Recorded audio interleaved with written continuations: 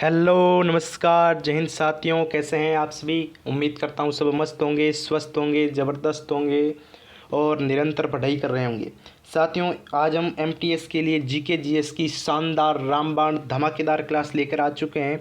तो सभी के सभी विद्यार्थी एक बार ज़्यादा से ज़्यादा संख्या में क्लास में जुड़ जाइए, क्लास को लाइक और शेयर कर दीजिए और एक कॉपी और पेन लेकर जल्दी से जल्दी अपनी खुशी की पेटी बांध लीजिए, क्योंकि अब होने वाली है अपनी क्लास की शुरुआत, क्लास का शुभारंभ होने वाला है। तो चलिए पहले प्रश्न के साथ अपने क्लास का शुभारंभ करते हैं। पहला प्रश्न जो कि आपकी स्क्रीन पर दिख रहा है कि प्रथम एशियाई खेलों में भाग लेने वाले देशों की संख्या कितनी थी। प्रथम एशियाई खेलों में भाग लेने वाले देशों की संख्या 7, 9, 10 या 11 कितनी थी भाई, बताओ। एक बात बताऊँ कि जी सर बताओ कि प्रथम एशियाई खेल, ये आपके लिए क्वेश्चन है, बताओ भाई, जल्दी से जल्दी कमेंट करो। प्रथम एशियाई खेलों का शुभारंभ कब किया गया था, शुरुआत कब की गई थी। कि सर इसकी शुरुआत तो 4 मार्च 1951 को की गई थी। हाँ, 4 मार्च 1951 को। कहाँ पर, नई दिल्ली में। नई दिल्ली में कहाँ पर, नेशनल स्टेडियम में। कहाँ पर, कि सर जी नेशनल स्टेडियम में। बिल्कुल, बहुत अच्छे, वेरी गुड, नेशनल स्टेडियम में। पहले एशियाई खेलों में भारत ने कितने स्वर्ण पदक जीते भाई, मुझे कोई बताएगा। कौन बताएगा भाई, सबसे पहले हाथ खड़ा करो कि भारत ने एशियाई खेलों में कितने स्वर्ण पदक जीते, कितने टोटल पदक जीते भाई, बताओ। कौन बताएगा, जल्दी से जल्दी बताओ। वेरी गुड, कितने, 15 स्वर्ण पदक। 15 तो जीते भारत ने गोल्ड, और टोटल जीते 51 पदक। समग्र चैंपियन के रूप में कौन, भारत। भारत कौन, समग्र चैंपियन। एशियाई खेल प्रत्येक वर्ष कितने, प्रत्येक 4 वर्ष में आयोजित किए जाते हैं। प्रत्येक 4 वर्ष के बाद आयोजित किए जाते हैं एशियाई खेल। भाई देशों की संख्या कितनी थी, अरे सर जी देशों की संख्या टोटल 11 थी। ऑप्शन नंबर डी सही होगा। हाँ, ईस्ट इंडिया कंपनी ने दक्षिण भारत में अपना पहला कारखाना कहाँ खोला था भाई, बताओ। ईस्ट इंडिया कंपनी ने दक्षिण भारत में पहला कारखाना कहाँ खोला। विशाखापट्टनम, बेमूनीपट्टनम, मसूलीपट्टनम या चेन्नापट्टनम, कहाँ खोला भाई, कौन बताएगा। कि सर जी मसूलीपट्टनम में खोला, 1611 में खोला। किसने खोला, ईस्ट इंडिया कंपनी ने खोला। लेकिन अगर बात करें, ये कारखाना क्या था, अस्थायी कारखाना था। ये तो हो गया अस्थायी। अगर प्रश्न ऐसे पूछ लेता कि ईस्ट इंडिया कंपनी ने भारत में सबसे पहला स्थायी कारखाना कहाँ खोला भाई, क्या पूछे। अगर पूछ लेता स्थायी कारखाने के बारे में, पहला स्थायी कारखाना ब्रिटिश, तो वो कौन सा था, वो था सूरत में। वो कहाँ खोला था, सूरत में खोला था। कब खोला था, 1613 में खोला था। अगर ये प्रश्न पूछ ले स्थायी का, तो सूरत करके आ जाना आंख बंद करके। अगर पूछ ले पहला कारखाना, तो मसूलीपट्टनम अपना सही है, बिल्कुल। चलिए, ऑल क्लियर। अगला प्रश्न, के पास भारत में लघु वित्त माइक्रो फाइनेंस को विनियमित करने का अधिकार है। किसके पास अधिकार है भाई, भारतीय स्टेट बैंक, नहीं। रिजर्व बैंक, बिल्कुल सही। यूनियन बैंक, ये भी नहीं। भारतीय ग्रामीण बैंक, ये भी नहीं। अपना आंसर क्या हो गया, रिजर्व बैंक। रिजर्व बैंक जिसकी स्थापना कब हुई थी, स्थापना हुई थी सर जी अप्रैल 1935 में। अप्रैल 1935 में। प्रथम भारतीय गवर्नर कौन बने थे, प्रथम भारतीय गवर्नर कौन बने, सी डी देशमुख। कौन बने, सी डी देशमुख इसके प्रथम भारतीय गवर्नर बने, बिल्कुल। अगर मैं बात कहूँ भारतीय स्टेट बैंक की, भारतीय स्टेट बैंक, ये प्रश्न आता है। भारतीय स्टेट बैंक जिसका पुराना नाम क्या था, इंपीरियल बैंक। क्या नाम था इसका, इंपीरियल बैंक इसका नाम था। जिसको कब बदला गया भाई, कब बदला गया, 1935 में, सॉरी 1955 में। 1955 में गोरेवाला एक समिति थी। कौन सी समिति थी, कौन याद बताएगा, गोरेवाला समिति। कौन सी समिति, गोरेवाला समिति, जिसकी सिफारिश पर 1955 में इसका नाम बदल दिया गया, इसका राष्ट्रीयकरण कर दिया गया, और अब इसको क्या कहते हैं, भारतीय स्टेट बैंक, एसबीआई कहते हैं, बिल्कुल। अगला प्रश्न जो कि आपकी स्क्रीन पर ये रहा कि भारतीय संविधान के स्वतंत्रता, समानता और बंधुता के आदर्श कहाँ से लिए गए हैं, कौन बताएगा। स्वतंत्रता, समानता, बंधुत्व कहाँ से लिए गए? रूसी संविधान। अरे सर जी, रूसी संविधान से तो हमें पता है मौलिक अधिकार लिए गए हैं, सॉरी मौलिक कर्तव्य लिए गए रूसी संविधान से। तो मौलिक कर्तव्य प्रस्तावना के अंदर जो न्याय के आदर्श है वो लिए गए हैं, तो ये तो नहीं होगा। फिर अमेरिकी संविधान। अरे सर जी, अमेरिकी संविधान से तो हमने मौलिक अधिकार लिए हैं, न्यायपालिका की स्वतंत्रता ली है, न्यायिक समीक्षा ली है, राष्ट्रपति का महाभियोग भी हमने यहीं से लिया है। और तो और उच्च न्यायालय और उच्चतम न्यायालय, सर्वोच्च न्यायालय और उच्च न्यायालय के जो न्यायाधीश की पदच्युति होती है वो भी हमने यहीं से ली है। तो ये कैसे होगा? और इसके साथ उपाध्यक्ष का पद ये भी यहीं से लिया है। ग्रीक संविधान से तो हमने कुछ लिया ही नहीं है। फ्रांसीसी संविधान। अरे सर बिल्कुल, क्या बात है, क्या बात है भाई, बहुत होशियार हो गए हो आप तो। बिल्कुल, फ्रांसीसी संविधान। भारत ने संविधान को कब अपनाया, कौन बताएगा मुझे? कमेंट बॉक्स में नीचे बताओ। भारत ने संविधान को कब अपनाया भाई? जल्दी से जल्दी कमेंट बॉक्स में ये आंसर आपको बताना है, ठीक है भाई। चलिए, आप कमेंट नहीं करते हो, ना ही लाइक करते हो, सब्सक्राइब भी नहीं करते। आपके एक लाइक से हमें हौसला मिलता है, हाँ हम थोड़ा बच्चों को सही राह पर ला रहे हैं, बच्चों की सिलेक्शन की तरफ जा रहे हैं, बच्चों को हमारे दी हुई क्लास से थोड़ी पसंद आ रही है। थोड़ा मोटिवेट तो कर दिया करो हमें भी यार, एक लाइक से कुछ नहीं होता भाई। चलिए, निम्न में से किस शहर ने नेशनल स्मार्ट सिटी कॉन्क्लेव 2023 में सर्वश्रेष्ठ स्मार्ट सिटी सूरत? अरे नहीं सर, सूरत तो दूसरे स्थान पर आया था, ये तो सेकंड स्मार्ट सिटी है। आगरा। अरे नहीं सर जी, आगरा तो तीसरे स्थान पर है, आगरा तो थर्ड आया था। तो इंदौर? अरे बिल्कुल सर, इंदौर फर्स्ट आया था इंदौर। अगर दूसरे नंबर की बात करें तो सूरत, तीसरे नंबर की बात करें तो आगरा करके आ जाना बिल्कुल सही होगा। अगर मैं यहाँ पर बात करूँ, प्रश्न आ जाए कि देश का सर्वश्रेष्ठ राज्य 2023 स्मार्ट, तो वो कौन सा बना सर्वश्रेष्ठ राज्य? तो वो बना है मध्य प्रदेश। सर्वश्रेष्ठ राज्य कौन है? मध्य प्रदेश। मध्य प्रदेश सर्वश्रेष्ठ फर्स्ट आया। द्वितीय स्थान पर कौन आया? तमिलनाडु आया। द्वितीय स्थान पर कौन आया? तमिलनाडु आया द्वितीय स्थान पर। अगर बात मैं करूं कि तृतीय स्थान बताओ भाई, मुझे तृतीय स्थान जानना है, तो वो जानना है तो आप राजस्थान में आओ और यूपी में आओ। तो तृतीय कौन आया? राजस्थान और उत्तर प्रदेश, बिल्कुल। चलिए अगले प्रश्न की तरफ बढ़ते हैं, जो क्या कहता है कि किस भक्ति संत ने भारूड की रचना की? भारूड की रचना किसने की? तुकाराम। मैं आत्माराम तुकाराम भिड़े, वो वाला नहीं तुकाराम, ये तुकाराम अलग है, जो कि कहाँ से? महाराष्ट्र से है। कहाँ से? महाराष्ट्र से है। शिवाजी महाराज, शाहजहाँ और जहांगीर के समकालीन, ठीक है। इनकी जो भक्ति की रचनाओं को अम्बघास नाम दिया गया है। अम्बघास नाम इनकी भक्ति रचनाओं को दिया गया है तुकाराम जी की। तो तुकाराम जी तो अपने होंगे ही नहीं, लेकिन पूछ ले तुकाराम का संबंध कहाँ से? तो महाराष्ट्र से, ये याद रखना। ज्ञानेश्वर ये भी महाराष्ट्र से, ये भी कहाँ से भाई साहब? महाराष्ट्र से है। जो 13वीं शताब्दी में महाराष्ट्र में भक्ति आंदोलन के संस्थापक, 13वीं सदी में महाराष्ट्र में भक्ति आंदोलन के संस्थापक कौन है? ज्ञानेश्वर जी। भागवत गीता पर इन्होंने एक टिप्पणी लिखी है जिसको ज्ञानेश्वरी कहते हैं। भागवत गीता पर इन्होंने एक टिप्पणी लिखी ज्ञानेश्वरी, ठीक है। तो ये भी नहीं होंगे। रामानुज, ये 12वीं शताब्दी में विश्वस्त दविता के दर्शन का इन्होंने प्रयास किया था भाई। एकनाथ जी, अरे बिल्कुल सर, एकनाथ का अगर संबंध पूछ ले तो इनका संबंध भी महाराष्ट्र से है। एकनाथ जी का संबंध भी कहाँ से? महाराष्ट्र से है। विश्व स्वास्थ्य संगठन की स्थापना 7 अप्रैल 1948 को हुई, बिल्कुल हुई। कहाँ पर हुई, यानी मुख्यालय बताओ भाई। विश्व स्वास्थ्य संगठन WHO का मुख्यालय कहाँ पर है? कौन बताएगा? कौन बताएगा भाई, मुख्यालय कौन बताएगा? अब मुझे एक बात बताओ, विश्व स्वास्थ्य दिवस कब मनाया जाता है? विश्व स्वास्थ्य दिवस, वर्ल्ड हेल्थ डे, कब मनाया जाता है? अरे सर जी, स्वास्थ्य संगठन की स्थापना 7 अप्रैल को हुई, तो 7 अप्रैल को मनाते हैं।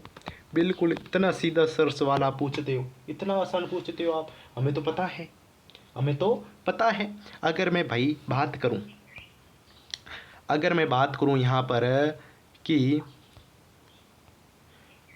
विश्व स्वास्थ्य संगठन की अब वर्तमान में महानिदेशक कौन? महानिदेशक वर्तमान में महानिदेशक कौन है, कौन बताएगा? सबसे पहले कौन बताएगा भाई? चलो जल्दी से जल्दी कमेंट करो। महानिदेशक वर्तमान में तो sir ji Tedros Tedros sorry Tedros Tedros Adhanom Tedros Adhanom है इसके वर्तमान महानिदेशक। टेड्रोस कहाँ पर है मुख्यालय? सर जी जेनेवा में है। जेनेवा कहाँ पर है? सर जी स्विट्जरलैंड में है। कहाँ पर है? स्विट्जरलैंड में। नौकरी लगने के बाद में घूमने जाऊंगा सर, देख लेना। हाँ, पहला राजीव गांधी खेल रत्न पुरस्कार किस खिलाड़ी को दिया गया था? राजीव गांधी खेल रत्न पुरस्कार जो दिया गया था किसको? कपिल देव को? अरे नहीं नहीं, मेजर ध्यानचंद को? अरे नहीं सर, साइना साहब नेहवाल? अरे इनको भी नहीं। किसको? विश्वनाथ आनंद को दिया गया सर जी। कब दिया गया था? 1992 में दिया गया था। हाँ, ये कौन थे? ये शतरंज के, भारतीय शतरंज के ग्रैंड मास्टर और पूर्व विश्व शतरंज चैंपियन रह चुके हैं। हाँ चलिए भाई, अगला सड़क यातायात पीड़ितों के लिए विश्व स्मरण दिवस 2023 का नारा क्या है भाई? कौन बताएगा? जल्दी से जल्दी कौन बताएगा भाई? बहुत अच्छा प्रश्न है। We care we dare, remember support act, family and modern technology और हम समाधान का हिस्सा है। सड़क यातायात दिवस, सॉरी विश्व स्मरण दिवस कब मनाते हैं? प्रत्येक वर्ष नवंबर के तीसरे रविवार को मनाते हैं। जिसकी शुरुआत कब हुई थी? 1993 में इसकी शुरुआत हुई थी। कहाँ से? रोड पीस के द्वारा। किसके द्वारा? रोड पीस के द्वारा इसकी शुरुआत हुई थी। ठीक है, इसका नारा क्या है? Remember support act. क्या है? Remember support act. Sarodi Saikia एक भारतीय शास्त्रीय नृत्यांगना है जो किस नृत्य शैली के लिए जानी जाती है? सारोदी शेकिया जिन्हें 2015 में संगीत नाटक अकादमी पुरस्कार 2022 में असम सरकार के सांस्कृतिक और विभाग के द्वारा इन्हें विष्णु राभा पुरस्कार प्रदान किया गया है। कहाँ से है भाई? किस नृत्य शैली से? तो ये क्षत्रिय नृत्य शैली से आती है। कहाँ से? क्षत्रिय नृत्य शैली। और क्षत्रिय नृत्य के आधुनिक स्वरूप का श्रेय किसको दिया जाता है? कौन बताएगा भाई? क्षत्रिय नृत्य शैली के आधुनिक स्वरूप का श्रेय किसको दिया जाता है? तो सर जी ये दिया जाता है श्रीमंत शंकर देव को जाता है सर जी। किसको? श्रीमंत शंकर देव को क्षत्रिय नृत्य का आधुनिक स्वरूप प्रदान करने का श्रेय दिया जाता है। अगला प्रश्न, निम्न में से किस खिलाड़ी को खेल और खेलों में आजीवन उपलब्धि के लिए ध्यानचंद पुरस्कार 2023 से सम्मानित नहीं किया गया है? प्रश्न ध्यान से पढ़ो। नहीं किया गया है। मंजूषा कमर ये है, इनको किया है, मुझे पता है। विनीत कुमार शर्मा, इनको भी किया है, ये तो सर मुझे भी पता है। विनीत शर्मा इनको किया गया है, हॉकी से आते हैं। कविता सेल्वत, अरे सर ये भी मुझे पता है, इनको भी किया है। लेकिन सर जो कपिल देव है उनको नहीं किया है सर जी, कपिल देव को नहीं किया है। किसी तरल से अघुलनशील ठोस को पृथक करने के लिए इनमें से कौन सी विधि सबसे प्रयुक्त होगी? कौन सी होगी भाई? निस्यंदन। अरे सर जी निस्यंदन होगी। कौन सी? निस्यंदन। इकोलॉजी, पारिस्थितिक शब्द कौन सी भाषा ओकोलॉजी से लिया गया है? कौन सी शब्द ओकोलॉजी से लिया गया है? इकोलॉजी, जिसका अर्थ क्या है? ये एक जीव विज्ञान की शाखा है जो अपने वातावरण में जो संगठन के अध्ययन करती है, संगठनों का अध्ययन करती है। इकोलॉजी शब्द ग्रीक शब्द से लिया गया है, ग्रीक शब्द ओकोलॉजी से लिया गया है। ठीक है, चलिए अगला प्रश्न, ऑप्शन नंबर ए ग्रीक। वे वस्तु जो विद्युत धारा को अपने अंदर से गुजरने नहीं देती है, अपने अंदर से तो भाई आने ही नहीं देती है कि नहीं मेरे अंदर से तू कहाँ जाएगी भाई, तो कौन सी होगी? विद्युत रोधी, संधारी, प्रेरक, चालक, कौन सी होगी? विद्युत रोधी। कितना आसान सवाल आता है, देखो भाई। किस प्रसिद्ध भारतीय ओडिसी नर्तकी को सन 2000 में भारत का दूसरा सर्वोच्च नागरिक पुरस्कार पद्म विभूषण प्राप्त हुआ। पद्म विभूषण किसको मिला भाई, किसको मिला है? ये मिला है केलुचरण महापात्र को।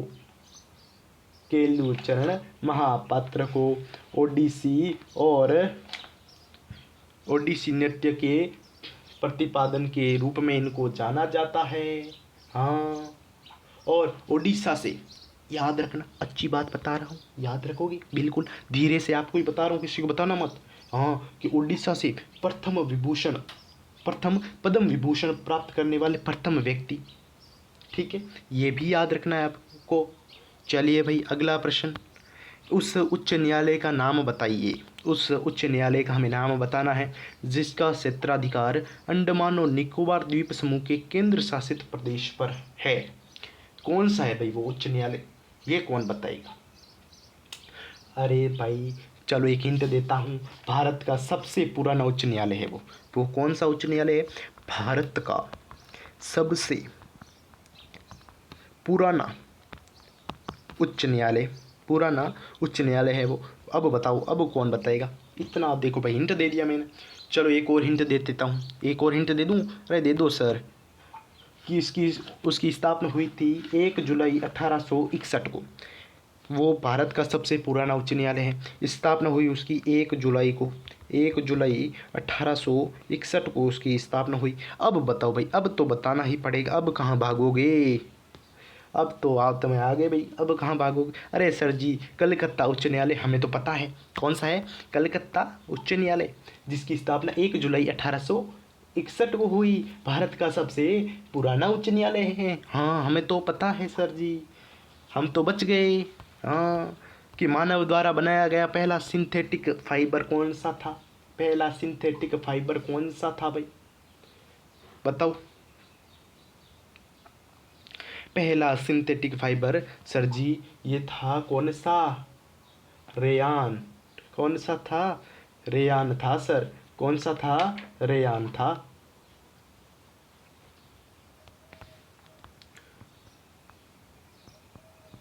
कोशिकांग नाम का निम्न में से कौन सा युग्म सही है? कोशिकांक नाम का निम्न में से कौन सा युग्म सही है? बताओ भाई, जल्दी से जल्दी बताओ, जल्दी से जल्दी भाई, आंसर चाहिए मुझे। कि प्लीहा लाल रक्त कणिकाओं का शमशान, ऐसे नोड हृदय का प्राकृतिक पेसमेकर। बताओ बताओ भाई, बताओ, आंसर दो भाई, जल्दी से जल्दी आंसर दो। ऐसे चुप रहने से कुछ नहीं होगा, चुप रहने से कुछ नहीं होगा भाई, बताओ कौन सा है भाई? कि सर जी 1 और 2 दोनों, 1 और 2 दोनों। प्लीहा लसिका प्रणाली का अंग है, प्लीहा लसिका प्रणाली का अंग है। लाल रक्त कणिकाओं का शमशान कहते हैं क्योंकि यहाँ पुरानी और क्षतिग्रस्त जो लाल रक्त कणिका है सर वो टूट जाती है। ऐसे ऐसे क्या होता है भाई? साइनो आर्ट्रियल, इसका नाम क्या है? Sinoatrial, sinoatrial. ठीक है, साइनो आर्ट्रियल हृदय के दाहिने आलिंद में कोशिकाओं का एक विशेष समूह है। ठीक है, चलिए भाई अगला प्रश्न, निम्न में से किस मंत्रालय ने dark pattern buster hackathon 2023 launch किया? किसने लॉन्च किया बताओ? करंट का प्रश्न आ चुका है आपकी स्क्रीन पर, जिसका अब दिल धक धक कर रहा है भाई, वो कमेंट करो। अरे इतना सन्नाटा कैसे है भाई, बताओ। उपभोक्ता मामले मंत्रालय, कितना आसान था। हाँ, आप ऐसे, इसका मतलब आप पढ़ते नहीं हो भाई। नवंबर 2023 में ओडिशा में किस स्थान पर ओडिशा अनुसंधान केंद्र का उद्घाटन किया गया? कहाँ पर किया गया? राउरकेला? अरे नहीं। पुरी? अरे नहीं सर। कटक? अरे नहीं सर। भुवनेश्वर? अरे हाँ सर, भुवनेश्वर में ही तो किया था, मैं बता रहा था जब तक आपने बता दिया, मैं लिख ही रहा था कमेंट में। जवाहर रोजगार योजना किस पंचवर्षीय योजना में शुरू की गई? जवाहर रोजगार योजना किस पंचवर्षीय योजना में शुरू की गई थी? ये की गई थी सन 1989 में, सन 1989 में। किसके द्वारा?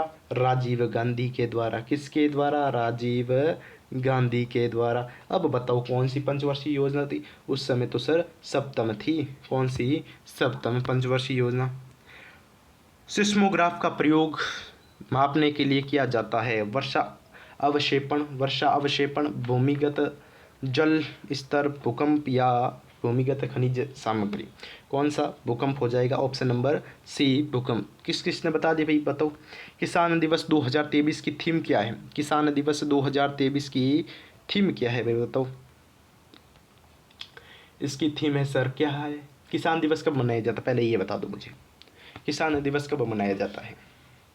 ये कौन बताएगा? कि सर जी 23 दिसंबर को मनाया जाता है। 23 दिसंबर को किसान दिवस मनाया जाता है। हाँ। और क्यों मनाया जाता है? क्योंकि पूर्व प्रधानमंत्री श्री चौधरी चरण सिंह जी के योगदान के रूप में इसको मनाया जाता है। ये सर सतत खाद्य सुरक्षा और लचीलेपन के लिए स्मार्ट समाधान प्रदान करता है। ऑप्शन नंबर बी सर इसमें सही होगा। ऑप्शन नंबर कौन सा सही होगा? ऑप्शन नंबर बी, सतत खाद्य सुरक्षा और लचीलेपन के लिए स्मार्ट समाधान प्रदान करता है। किस योजना के तहत पात्र खाता धारक है, यहाँ पर खाता धारक को 10,000 रुपये तक की ओवरड्राफ्ट सुविधा उपलब्ध है? ये कौन सी है योजना जो 15 अगस्त 2014 को चलाई गई थी पीएम श्री नरेंद्र मोदी जी द्वारा? बताओ। शुरुआत इसकी घोषणा हुई थी 15 अगस्त 2014 को, जिसकी शुरुआत हुई थी 28 अगस्त 2014 को। 28 अगस्त को इसकी शुरुआत हुई और घोषणा हुई 15 अगस्त को। कौन सी है? पीएम जनधन योजना। अरे हाँ, पीएम जनधन योजना। और इस योजना की उपलब्धियों ने गिनीज वर्ल्ड रिकॉर्ड्स में भी अपनी मान्यता दर्ज करवाई है। ठीक है भाई, चलिए। संपूर्ण जीवन बीमा के लिए भुगतान किया गया प्रीमियम अवधि बीमा के लिए भुगतान किए गए प्रीमियम की तुलना में होता है। कैसा होता है भाई? बताओ। संपूर्ण जीवन बीमा के लिए भुगतान किया गया जो प्रीमियम होता है वो अवधि बीमा यानी टर्म इंश्योरेंस के लिए भुगतान किए गए प्रीमियम की तुलना में कैसा अधिक होगा, बराबर होगा, कम होगा या कभी कम तो कभी अधिक? बताओ कैसा होगा ये? अरे ये तो अधिक ही होगा ना भाई, हाँ पे अधिक होगा। तो भाई आज की क्लास में इतना ही, फिर मिलते हैं को नेक्स्ट क्लास में। तब तक के लिए जय हिंद, जय भारत, थैंक यू। और रोज़ाना रात को 9 बजे हमारे साथ जुड़ना ना भूलें।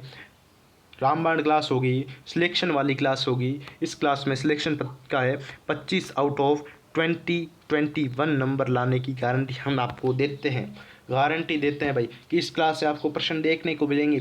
ठीक है, इस क्लास से प्रश्न देखने को मिलेंगे और एक एक प्रश्न का निचोड़ करेंगे पूरा का पूरा, कि उस प्रश्न के आसपास भी कोई प्रश्न मंडराता हुआ दिख गया उसको भी खटाक से पटक कर आपके सामने पेश कर देंगे कि हाँ कि ये प्रश्न, इसके सामने ये प्रश्न मंडरा रहा है कि यहाँ से ये बन सकता है, तो इसको भी यहाँ पर के सामने पटक देंगे, उसको लपेटे में ले लेंगे। चलिए भाई आज की क्लास में इतना ही, फिर मिलते हैं कल रात ठीक 9 बजे। और भाई आप यार चैनल को ना ही सब्सक्राइब करते हो, वीडियो को भी लाइक नहीं करते यार, क्लास को लाइक तो कर दिया करो। एक लाइक करोगे तो हमें मोटिवेशन मिलेगा, हाँ इतने बच्चे हमें पसंद करते हैं, हमारी क्लास को पसंद करते हैं, ताकि हम और ज़ोर से और मेहनत करके अच्छे से अच्छा कंटेंट आपको प्रोवाइड करवाएंगे। हमारी पूरी कोशिश है। और एक मैं भाई सोच रहा हूँ कि एक तांडव सीरीज शुरू की जाए। कौन सी सीरीज?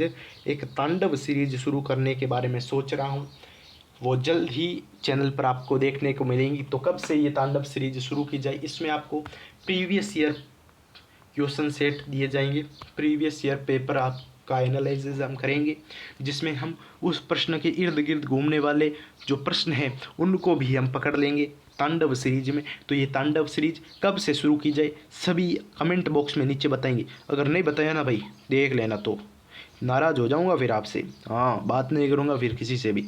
तो तांडव सीरीज अब कब शुरू की जाए तो सभी बताएंगे। सोच रहा हूँ 1 अगस्त से शुरू की जाए।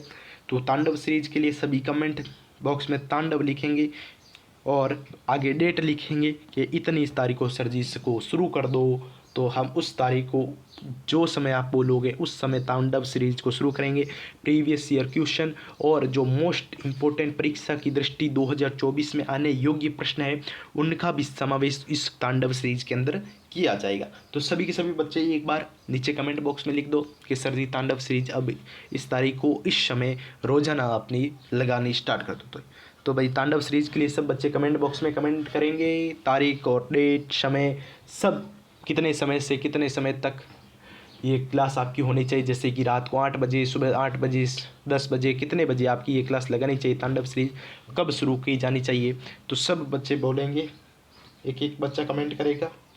तो चलिए आज की क्लास में इतना ही, फिर मिलते हैं नेक्स्ट क्लास में, तब तक के लिए जय हिंद जय भारत, धन्यवाद, थैंक यू सो मच।